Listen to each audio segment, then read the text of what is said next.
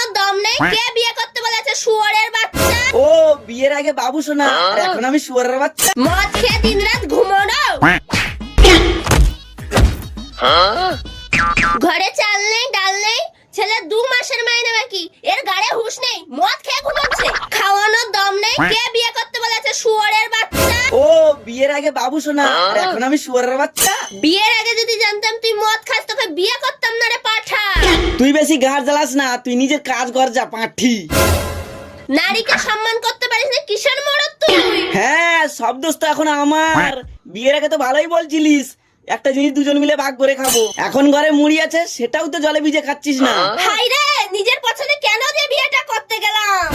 মা বাবার পছন্দে যদি বিয়েটা করতাম, টাইমে টাইমে ভোজন, টাইমে চড়িয়ে দেবো। না মানে চুড়িও কিনে দিত। বেশি না বকে বাজার করে নিয়ে এসে যাও। খাবি তুই, তুই বুঝলে গা। আমি এই চললাম, তুই গান মারা গা। দুপুরবেলা আসিস ঘরে, তখন দেখাবো মজা।